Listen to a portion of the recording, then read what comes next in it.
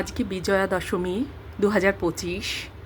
সবাইকে শুভ বিজয়ার শুভেচ্ছা। বড়দের আমার প্রণাম, ছোটদের স্নেহাশিস এবং ভালোবাসা। সবাই খুব সুন্দরভাবে কাটাও। দশমীতেও তো কলকাতায় সব জায়গায় ঠাকুর থাকে, সুতরাং ঠাকুর দেখা যেতে পারে আজকেও। সবাই খুব আনন্দ করো।